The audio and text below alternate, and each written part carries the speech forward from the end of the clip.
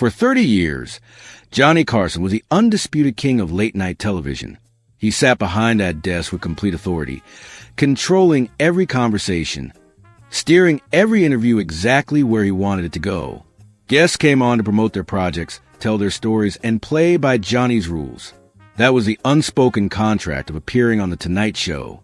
You were entering Johnny's kingdom, and he was the one in charge. But there was one guest who never quite accepted that arrangement. One performer who walked onto that stage like he owned the place just as much as Carson did. Dean Martin, the ultimate cool cat of American entertainment. The man who made everything look effortless, who seemed half asleep but was always 3 steps ahead of everyone else in the room. When Dean Martin appeared on The Tonight Show, something unpredictable always happened. He'd wander over to the band. He'd light cigarettes at inappropriate moments. He'd make jokes that skirted the edge of what you could say on television. And Johnny loved it because Dean was box office, a genuine legend who'd been a star since before Carson even started in television. But there was one particular night when Dean didn't just bend the rules. He broke them completely. This was the night Dean Martin challenged Johnny Carson's control of his own show. Not with anger or confrontation, but with something far more unsettling.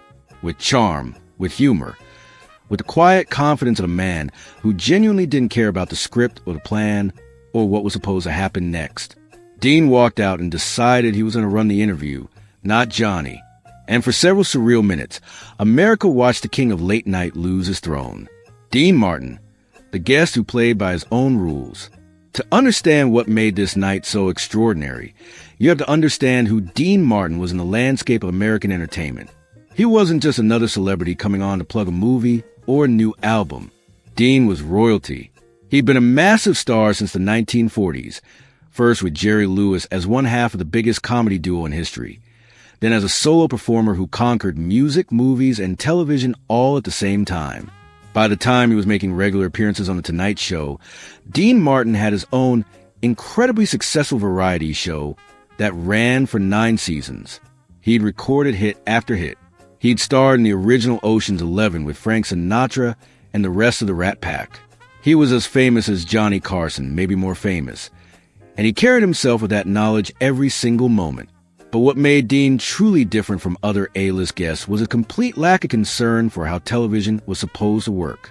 Most celebrities, no matter how big, still treated Johnny with deference. They understood he was a host, they were the guest, and there was a natural hierarchy to respect.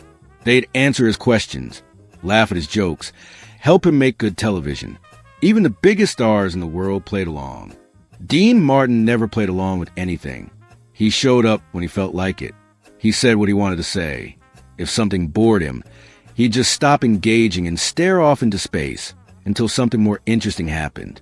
He had this reputation for being drunk on camera, which may or may not have been true, but either way, he used it as armor. People couldn't tell if he was genuinely intoxicated or just performing the character of Dean Martin, the lovable lush who was too cool to care about anything. His previous appearances on Carson's show had all been memorable for different reasons. There was the time he brought out a drink cart and started mixing cocktails during the interview, completely ignoring Johnny's questions while he explained the perfect proportions for a martini. There was another appearance where he kept calling Johnny by the wrong name, insisting he was hosting the Jack Paar show, which had ended years earlier. Johnny would correct him. Dean would nod seriously, then 5 minutes later do it again. The audience always loved it because Dean was genuinely funny, and because there was something thrilling about watching someone treat Johnny Carson like just another guy instead of the most powerful person in television. But Johnny tolerated it because Dean was Dean. He was a legend. He brought ratings. And deep down, Carson respected performers who had genuine talent and didn't need to kiss anyone's ass to prove it. Still, there was always an understanding that even Dean had limits. He could joke around, he could improvise, he could color outside the lines, but at the end of the day, it was still Johnny's show. Johnny asked the questions. Johnny set the topics. Johnny decided when to go to commercial and when to move on to the next guest. That fundamental power structure remained intact until the night it didn't. The episode begins, an unusual energy from the start. The particular episode in question happened in the mid-1970s, during the peak years of both men's careers. Johnny was untouchable in late night, pulling ratings that no one before or since has ever matched. Dean's variety show was still running. His records were still selling, and he was touring constantly. Both men were at the absolute top of their game. When Dean walked out that night, something felt different immediately. Regular Tonight Show viewers could sense it in his body language, in the way he moved across that stage. Usually when celebrities came out, there was a performance to it. They'd wave to the audience. They'd smile at Johnny. They'd wait for their cue to sit down. It was choreographed even when it looked spontaneous. Dean just wandered out like he was walking into his own living room. He didn't wave. He barely acknowledged the applause. He had this look on his face that was somewhere between amused and bored, like he was already in on a joke nobody else had heard yet. When he got to Johnny's desk, he didn't sit in the guest chair. He stood there, hands in his pockets, looking around the studio like he was inspecting the place. Johnny did his usual greeting, building Dean up with the introduction, talking about his incredible career, getting the audience excited. And Dean just stood there, waiting for him to finish, with a small smile that suggested he found the whole ritual vaguely ridiculous. When Johnny finally gestured to the chair, Dean looked at Johnny, then very deliberately walked behind the desk instead. The audience laughed because they thought it was a bit. Johnny laughed too, but you could see something in his face, a little flash of confusion, or maybe concern about where this was going. Dean leaned against Johnny's desk, picked up one of Johnny's note cards, read it, then put it back down with this expression like he'd just found someone's grocery list. "Nice desk," Dean said, running his hand along the surface. "Very solid. Good wood." Johnny tried to steer things back to normal territory. "Dean, it's great to have you back. I know you're incredibly busy with the show and the tour." Yeah. Dean interrupted, waving his hand dismissively. "We'll get to all that. First, I got a question for you, Johnny." And that's when it started. That's when the power dynamic began to shift in a way that had never quite happened before on The Tonight Show. Dean wasn't being difficult or confrontational. He was just deciding that he was going to interview Johnny instead of the other way around. And he did it so smoothly, with such casual confidence, that for a moment nobody was quite sure if this was planned or not. The challenge emerges. Dean takes control. Johnny sat there behind his desk, his usual position of power, but now Dean was standing over him, and the visual alone changed everything. Host sit, guest stand, or sit in the lower guest chair. But Dean had inverted the whole arrangement without asking permission, and now he was literally looking down at JohnnyCarson. "So, Johnny," Dean continued, still standing beside the desk, "what's it like being the king of late night? Does it ever get boring? Sitting here every night asking the same questions?" The audience laughed, but it was a different kind of laugh. Not the comfortable laugh of a setup and punchline, but the nervous laugh of people sensing tension they couldn't quite name. Johnny smiled, but his eyes were calculating, trying to figure out how to handle this. "Well, Dean, I'd say it's about as boring as singing the same songs every night on your tour." Johnny shot back, trying to regain control with humor. Dean nodded slowly, like he was seriously considering this. "Yeah, but I get to drink while I do it. You're stone cold sober sitting behind this desk. That's got to be rough." He picked up Johnny's coffee mug, sniffed it, made a face. "This is actually coffee. No wonder you look so tense all the time." Ed McMahon laughed his big, booming laugh off to the side, which only encouraged Dean. The audience was fully invested now, leaning forward in their seats because they could tell this wasn't following the usual script. This felt spontaneous and slightly dangerous in the way live television sometimes gets when nobody's quite sure what's about to happen. Johnny tried again. "Dean, maybe you should sit down and we can talk about..." "Nah, I'm good here," Dean said, waving him off. "I'm trying something new. Tonight, I'm the host. You're my guest. JohnnyCarson, ladies and gentlemen." He started clapping, gesturing for the audience to applaud, and they did, partly out of reflex and partly because they were delighted by the absurdity of what was happening. Johnny was laughing, but underneath it you could see him processing. This was his show. This was his desk. This was his interview. And Dean Martin had just announced he was taking over. "Dean, you can't just decide you're hosting my show," Johnny said, still smiling but with an edge to his voice that regular viewers would recognize. That tone that said he was starting to get genuinely annoyed but was keeping it professional for the cameras. Why not? Dean asked, completely sincere. You get to do it every night. I want a turn. What's the big deal? You're already sitting there. I'll ask the questions. You give the answers. That's how interviews work, right? And then Dean did something that sealed the whole thing. He sat down on the edge of Johnny's desk, picked up Johnny's pencil, and held it like a microphone. So, Johnny Carson, tell us about yourself. Where are you from? How'd you get into show business? Take your time. We've got all night. The audience absolutely lost it.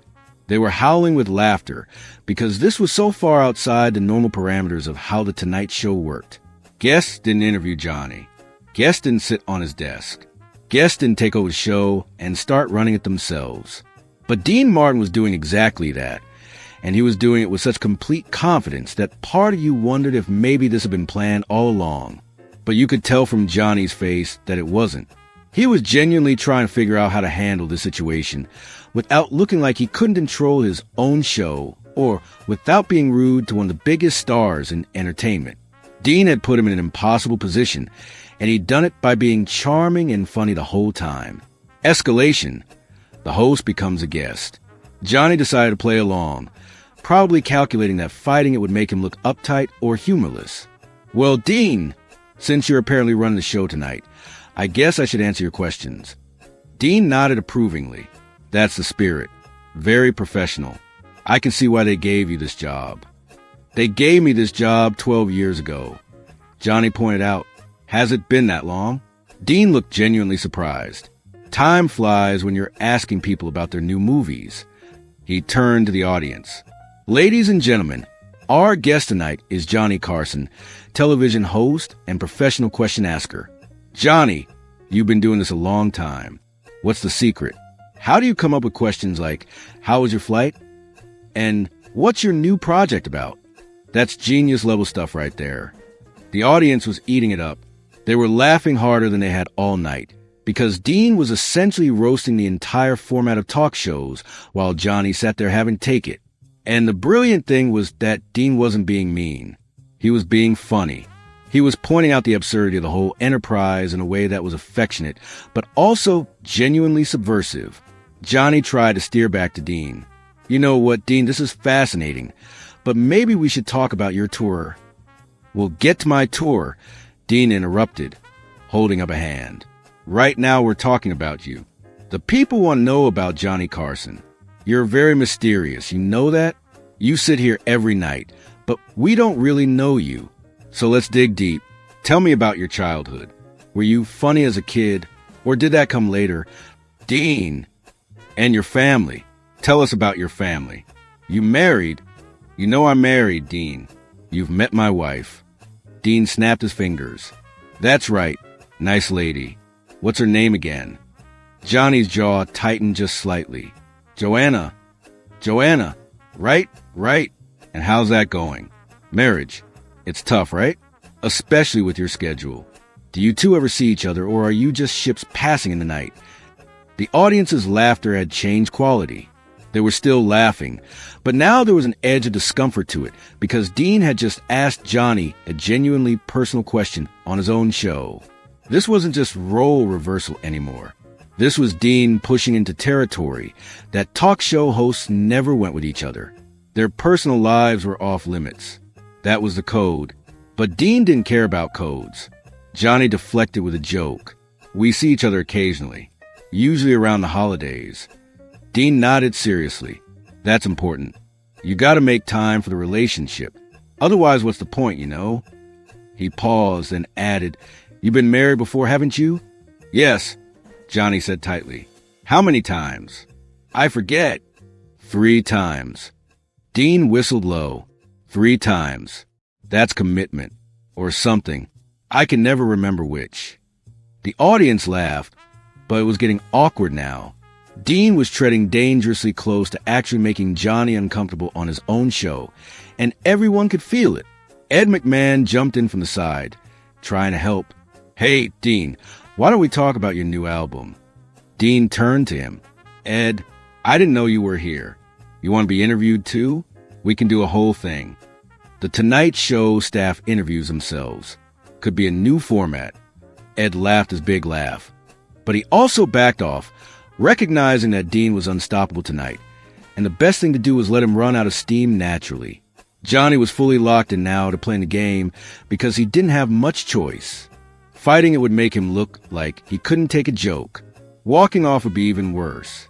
So he sat there and let Dean Martin interview him on his own show while millions of people watched and wonder how far this was going to go. The peak, when Johnny lost the show. The truly insane part came about 10 minutes into this whole thing, after Dean had exhausted the surface-level questions and decided to go deeper. He was still sitting on Johnny's desk, still holding the pencil like a microphone, and he turned to the audience with this conspiratorial look. You know what I want to know? Dean said to the crowd, I want to know what Johnny Carson is really like. Behind the scenes, when the cameras are off. Is he funny in real life? Or is that just for you people? The audience laughed and applauded because they wanted to know this too. That was the eternal question about Carson. Was a witty, sharp, perfectly timed television host a real person, or was that a character he played? Johnny shifted in his seat. Dean, I don't think. I'll tell you what I think, Dean continued, ignoring him completely. I think Johnny Carson is probably pretty boring in real life. I think he goes home, puts on his pajamas, reads a newspaper, and goes to bed early. I think this whole thing, he gestured around the studio, is the most exciting part of his day. Am I right, Johnny? Tell the truth. And this was the moment where you could see Johnny actually lose control of the situation. Not physically, not even verbally, but emotionally. Because Dean had just called him boring on his own show, in front of his own audience, and framed it as a genuine question that deserved an answer. If Johnny laughed it off, he looked like Dean was right. If he got defensive, he'd look insecure. If he tried to deflect, he'd look evasive. Dean had boxed him into a corner where any response would validate the challenge. I'm incredibly exciting, Dean, Johnny finally said, deadpan. Last week I alphabetized my sock drawer. The week before that, I tried a new breakfast cereal. You can't handle this level of excitement. The audience laughed and applauded because Johnny had threaded the needle. He'd acknowledged a joke, made fun of himself, and kept his dignity all at the same time. But everyone watching knew that Dean had landed a punch. He'd gotten to Johnny in a way that most guests never could. Dean grinned. See, that's what I'm talking about. You're fascinating, Johnny. Absolutely fascinating. I could listen to you talk about socks all night. Then Doc Severinsen and the band started playing some music, and Dean jumped off the desk and started conducting them, completely abandoning the interview format he'd hijacked and moving on to something else entirely.